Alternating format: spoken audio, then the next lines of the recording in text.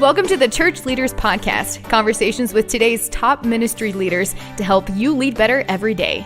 And now podcasting from scenic Colorado Springs, Colorado, here's your host, Jason Day.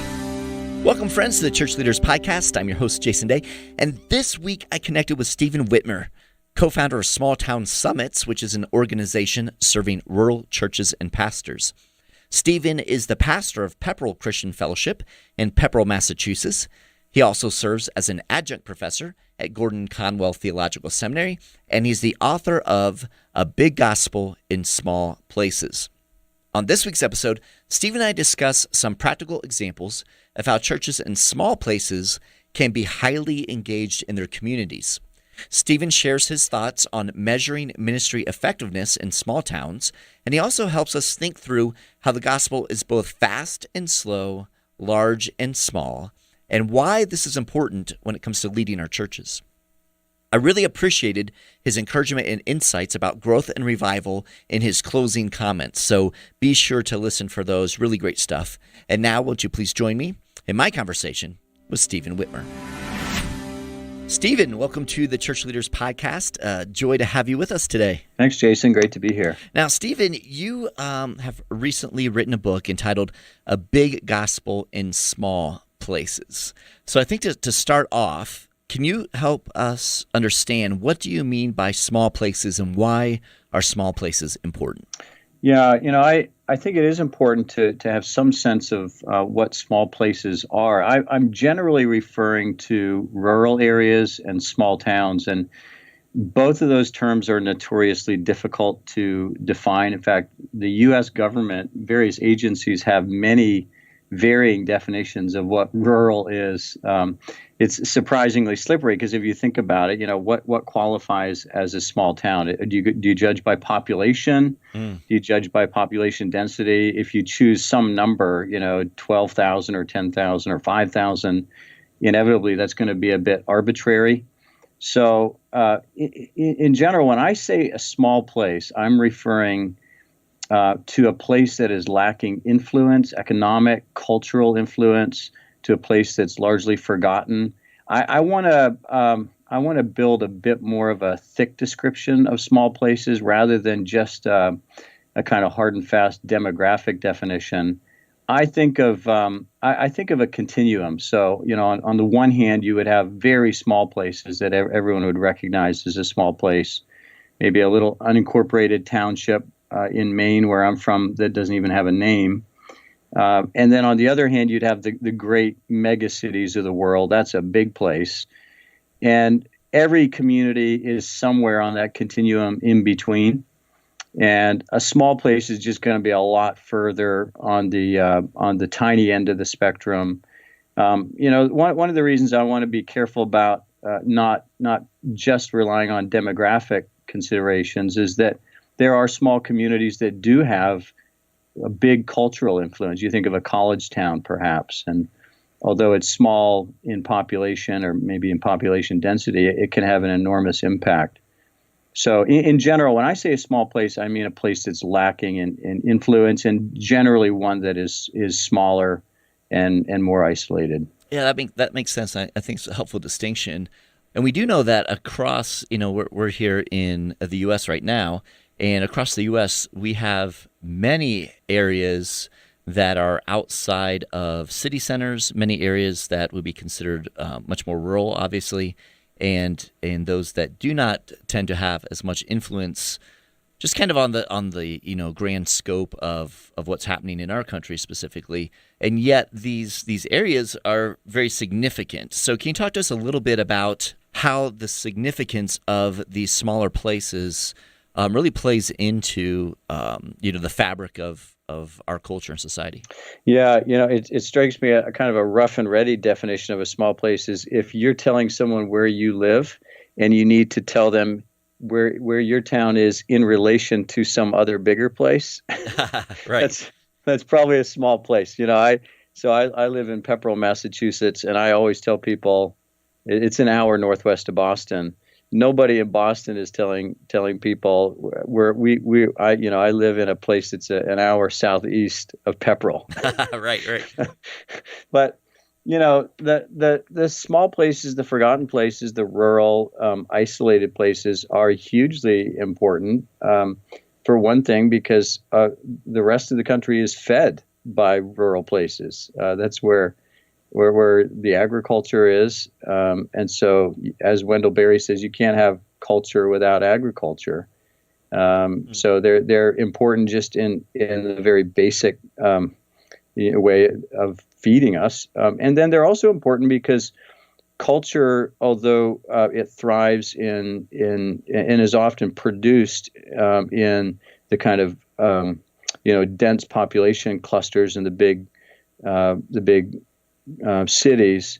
Also, there are rich cultures in small places, and you think about a lot of folk music and the enormous influence of Appalachia and other places.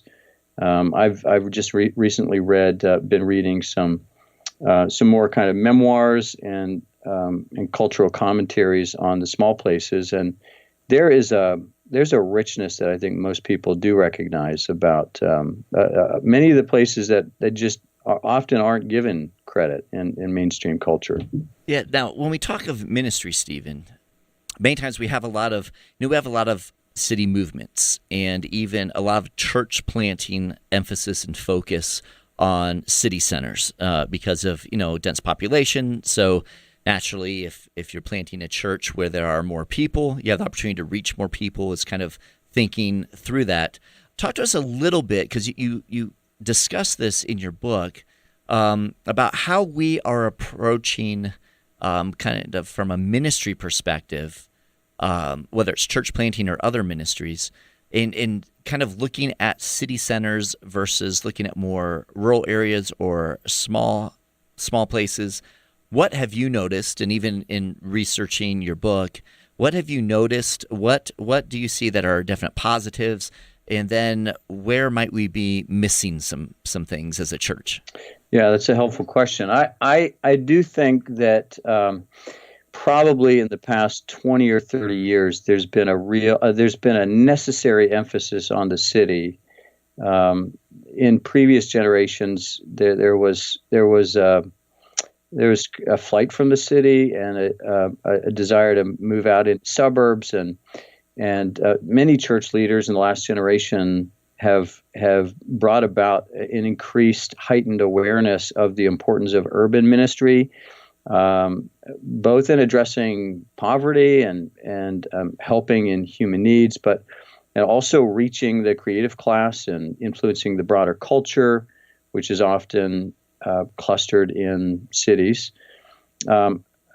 Folks like Tim Keller and many others. I am a huge fan of city ministry, and many of my friends are in urban ministry. Some of my best friends, and I've supported urban ministries, and so I in no way am trying to diminish the significance or the importance of city ministry. And we need more church plants in cities. We need more Christians in cities. So I'm all for that. I do think that probably in the last 20 or 30 years, so particularly just from my vantage point, there has been a privileging of city ministry. As I came through seminary coming up on 20 years ago now, the kind of cultural narrative and even the Christian narrative that I was picking up, often it wasn't even something explicitly articulated to me, it was just sort of in the air. Was that if I wanted to make my life count for Jesus and I wanted to maximize my years of ministry, I should make a beeline for the city. And so my own personal story is I came out of seminary intent on being a city pastor. And it was only a very clear call from God that moved me away from that and resulted in me being in small town ministry for a decade plus and counting now. Okay, so let's talk small city ministry.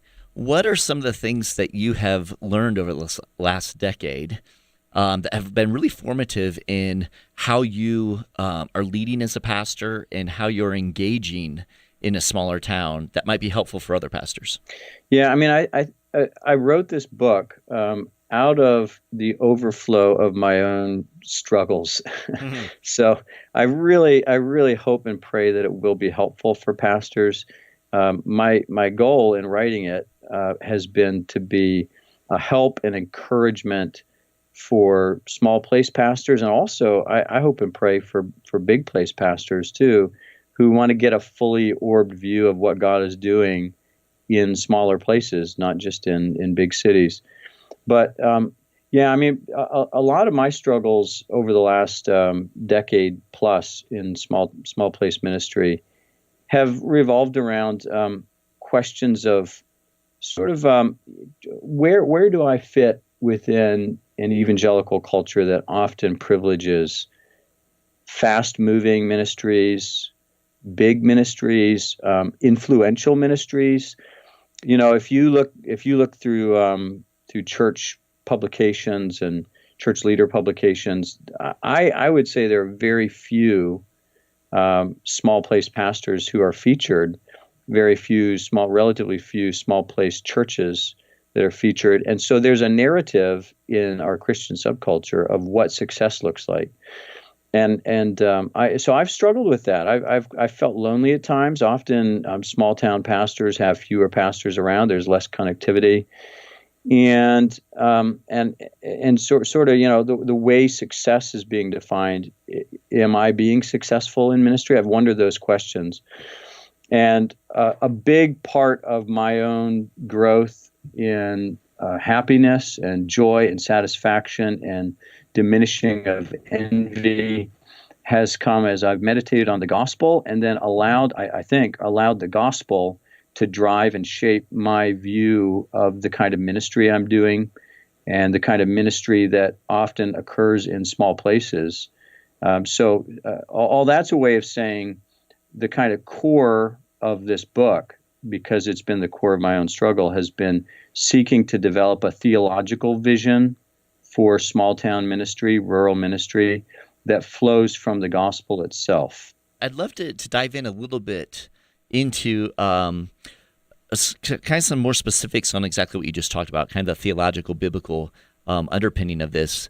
One of the things that I really appreciated is when you talked about the idea of slow and how slow is often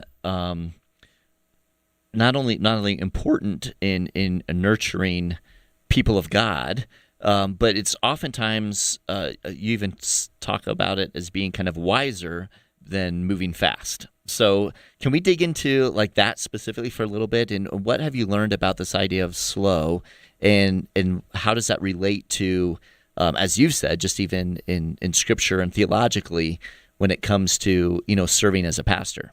Yes, I'm guessing that there are many listeners, many pastors and church staff who are often frustrated by the slowness of their ministry. And I think that's probably true in the city and in the country and everywhere in between. So I don't think this is slowness, and frustration with slowness is not unique to small places.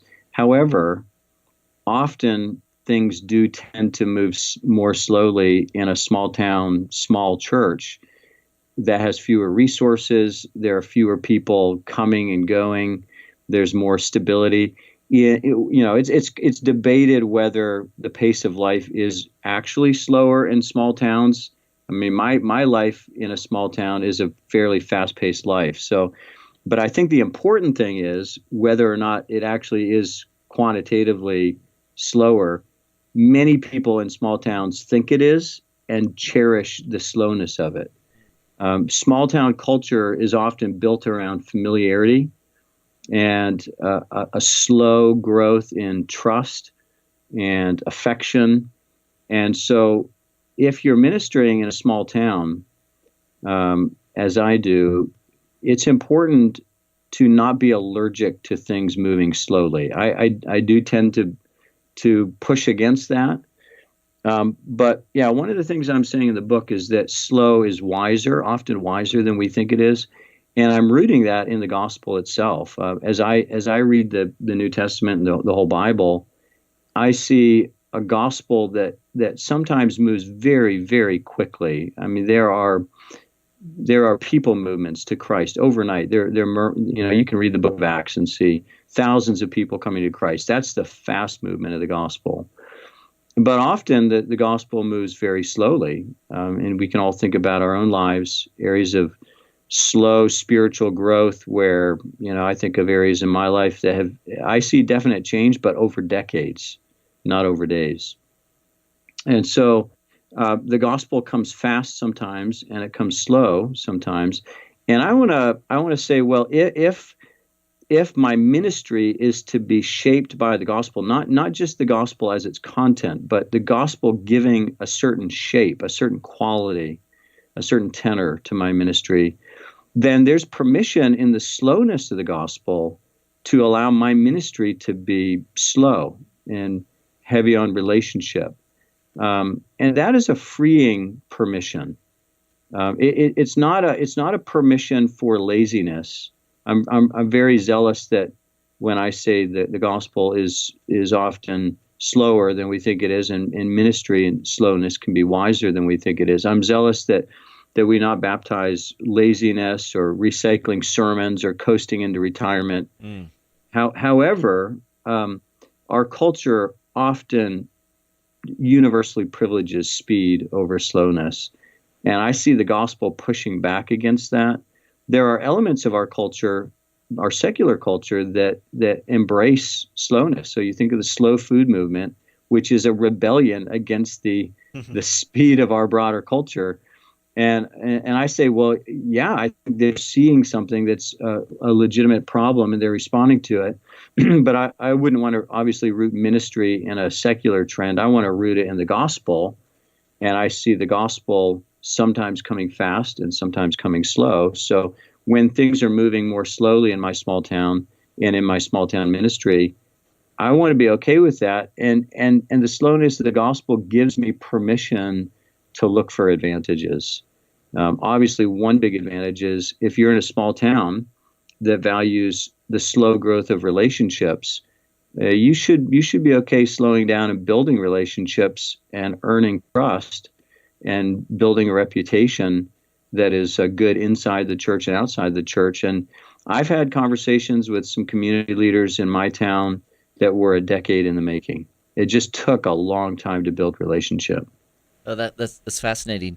Stephen, as you are, thinking, reflecting on your own church, or just conversations you've had with other pastors who are pastoring in small places, what are maybe some examples of what, effective ministry?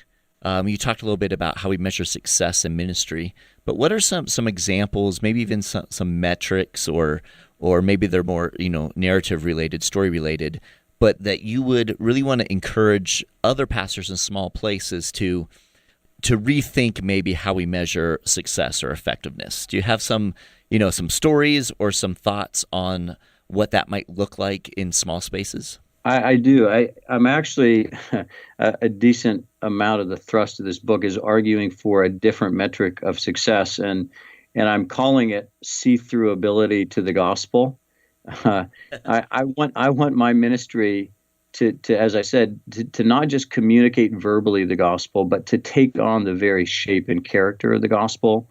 And if the gospel sometimes comes fast and sometimes comes slow and sometimes comes big and sometimes comes small, like a mustard seed, and it's buried in the ground and it grows very slowly, it doesn't look impressive at all. If the gospel sometimes comes to, it always comes to people who don't deserve it, and it often comes to uninfluential people, the gospel often looks unstrategic. It looks lavish. It looks like a woman spending a ridiculous amount of money or using very valuable perfume to anoint Jesus's feet with and wipe it with her hair. And that looks like a waste. It's lavish love. That's the way the gospel comes. If that's all the case, then one metric of success is your church, is your ministry becoming see-through to that gospel.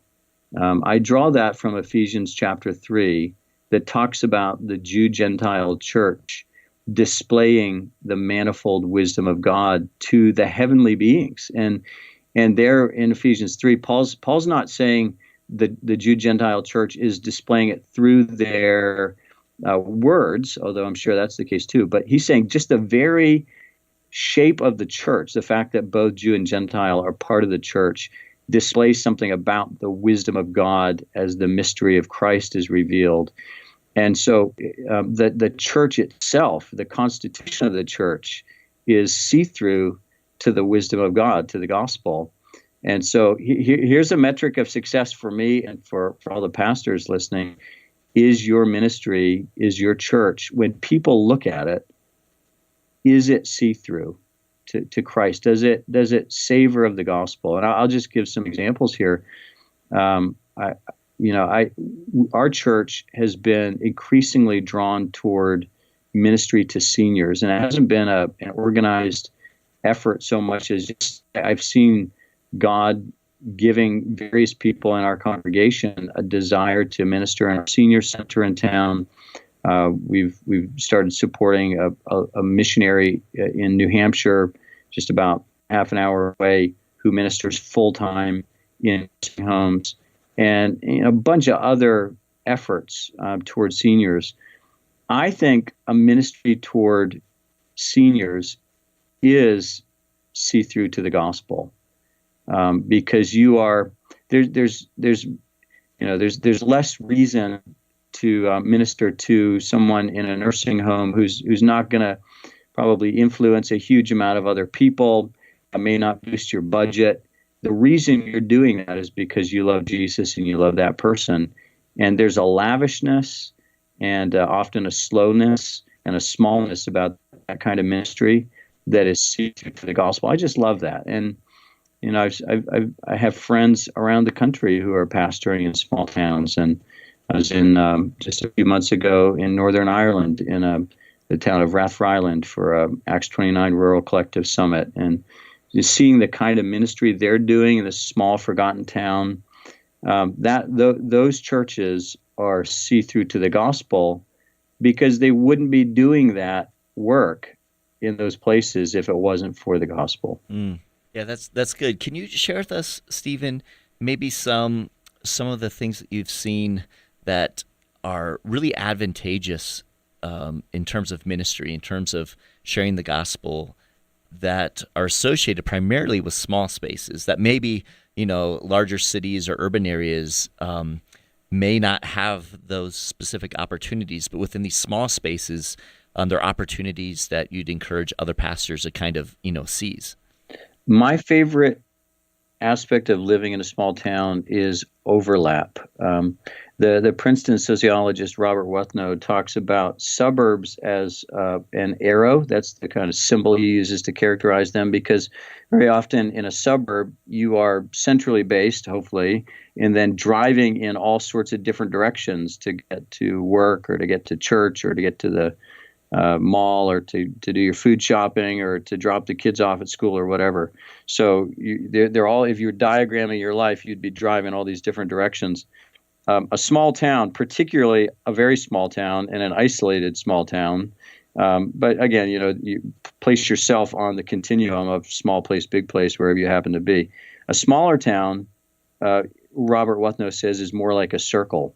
So you live within the circle. You have even a common geographical horizon. So, the other residents of your small town see the same places. They see the same lake or river or the same buildings. They have often, if they've been in town for a while, they have the same. They have a kind of a common understanding of the history of the town. So I could say to someone else in Pepperell, take a left past where the Dunkin' Donuts used to be. There isn't one there now, but everybody knows where it was. Right. And all that shared knowledge creates deepened relationship and sense of belonging. And because a small town is small, there's just usually one of everything. So in Pepperell, there's one grocery store. It's a small one. There's one town library. There's one town post office. There are a few churches. There's not a lot. There's not all that many options. There's one big town field, and so you're almost bound. And I've experienced this, my family has many times, to run into the same people in different contexts. That's why I'm saying, overlap is such a valuable thing, specifically for ministry and building relationship, because I will see people in the town library who I see on the town field for soccer practice, who I see in the grocery store or at the post office. And because of that, you get to know people and you can build relationship with people. And if your church is really committed to being a community engaged church, your small town will feel the impact enormously in a way that often in a city it just wouldn't be felt at a citywide level. We've had folks come to some of the small town summits I helped to lead throughout New England, and the one pastor said the community is about 300 people, and we have about 30 people coming to our church. So think of the impact on the community. That's a tenth of the whole town. Yep.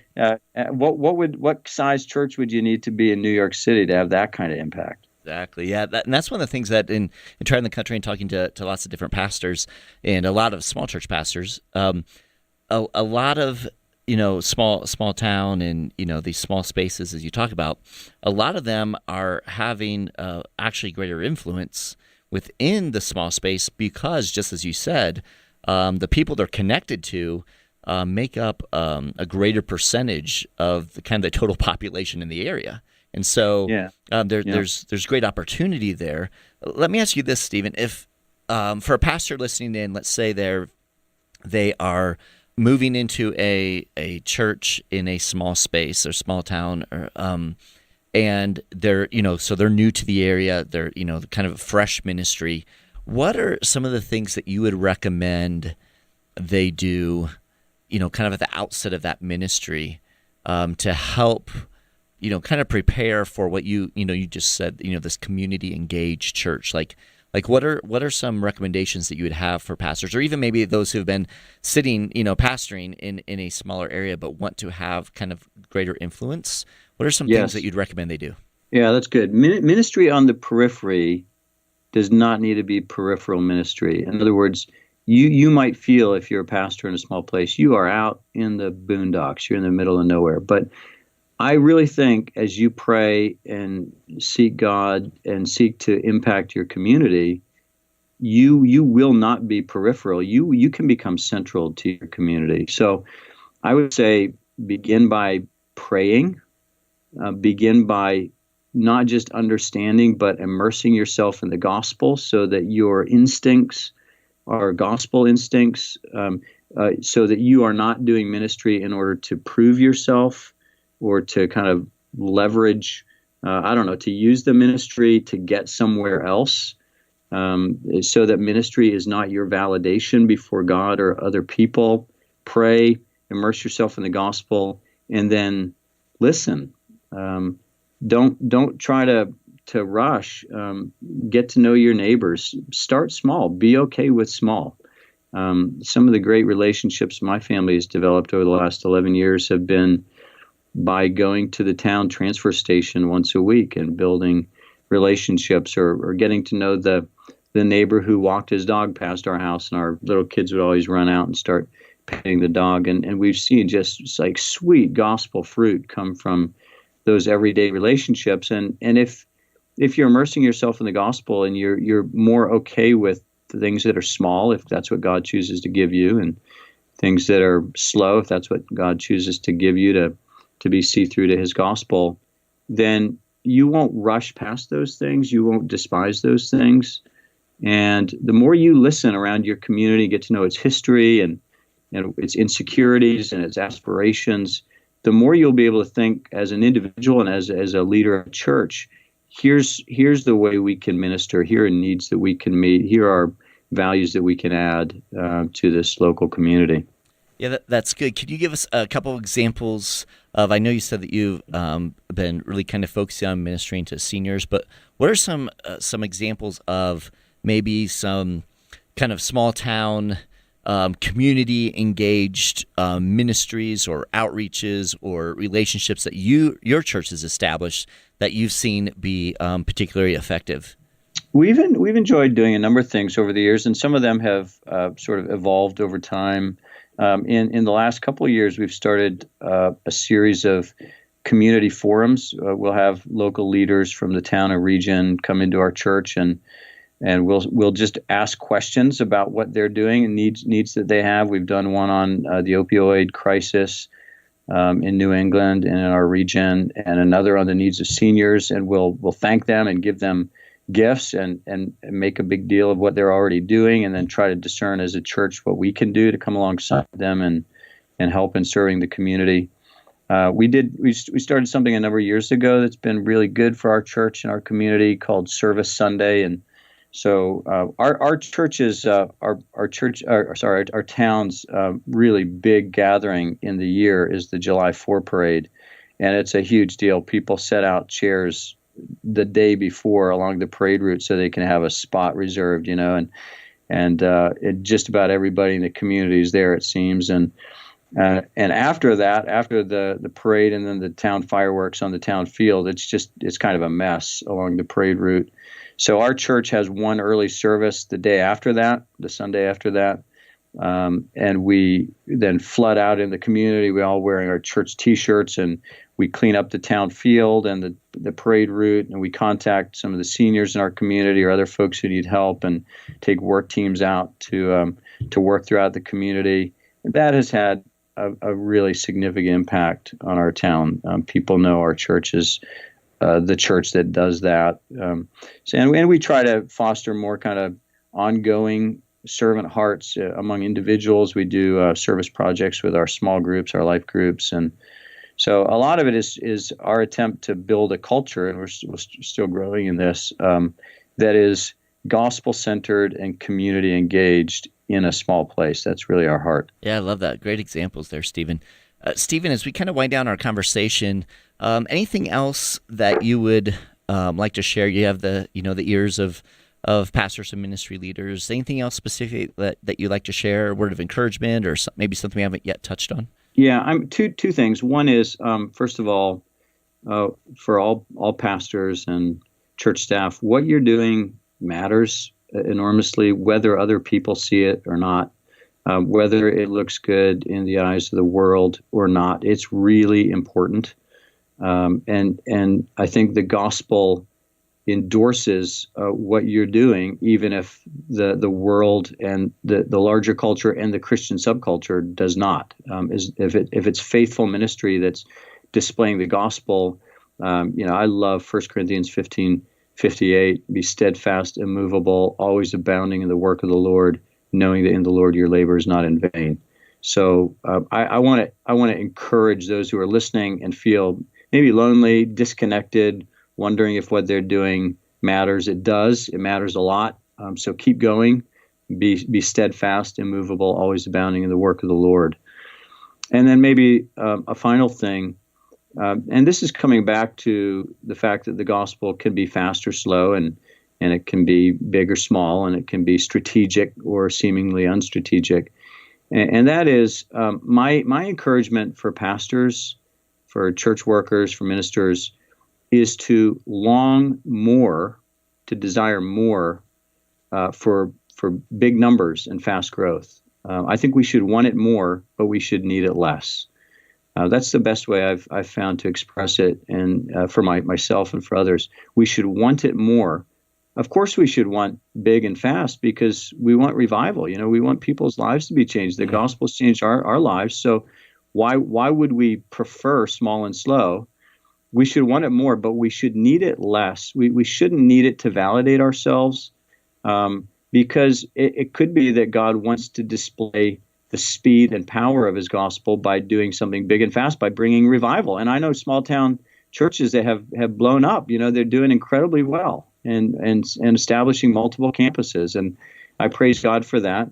And so we should long for that to happen. We shouldn't be lazy, and we shouldn't, sometimes the talk about being just faithful, I think can I get a little nervous about it. I know the heart behind it, but I think it could almost baptize just sort of not caring as much or not praying anymore for revival, just being okay with the status quo. So we should want it more. We should want revival more, but we shouldn't need it because we understand that our task is to be see-through to the gospel, and God's going to display elements of his gospel, his big, fast gospel, through big, fast churches. And then he's also going to want some small, slow churches to display those precious elements of the gospel. God is patient, so he works slowly sometimes. And he loves to confound the wisdom of the world. So he uses unstrategic small things. And it might be that he's using your forgotten church and your forgotten community to say something really eternally precious about his own character and about his gospel. Hey, Stephen, excellent. What if someone wants to learn more, either connect with you or learn more about the book? Where can they get the book or your ministry? Yeah, the book is available just about anywhere books are sold. I think it's on Amazon and Christian book distributors.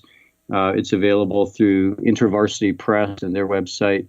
And then if people would like to connect in other ways, I'm on Twitter, Stephen Witmer 1, and on Facebook. I've also helped to launch and lead a ministry called Small Town Summits, and we meet and gather folks, small town pastors and lay people throughout the 6 states of New England. If you look at New England, most of the churches throughout New England are small churches in small places, and so we're doing really kind of in this ministry what I'm trying to develop in the book. The book's really come out of our efforts with Small Town Summits. So we're trying to do contextualized ministry. We meet in small churches and small towns, and really seek to build theological vision.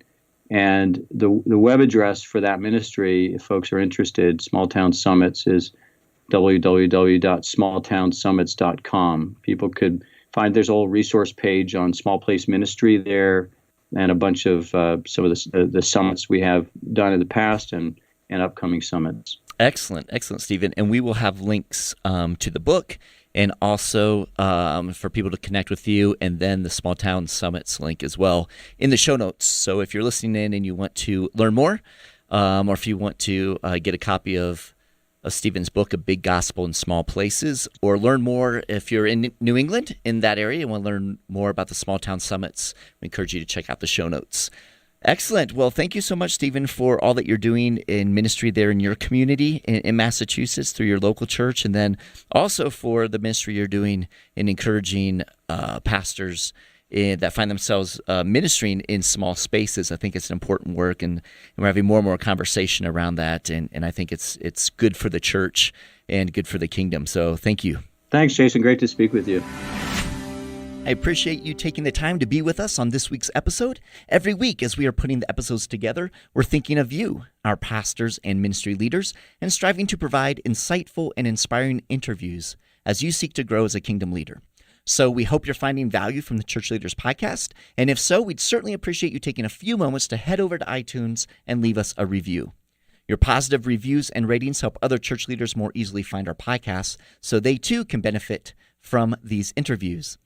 Again, we thank you in advance, and if you have any comments, any questions, suggestions, or ideas for guests, I would love to hear from you. You can send me an email to podcast@ChurchLeaders.com, or you can connect with me on Twitter. Finally, you can find this podcast as well as other great faith-based podcasts on the FaithPlay app. It's available for both Apple and Android, and so we encourage you to check that out as well. So until next time, this is Jason Day, encouraging you to love well and lead well. You've been listening to the Church Leaders Podcast. For articles, videos, and free resources that will help you lead better every day, visit our website at ChurchLeaders.com. Thanks for listening.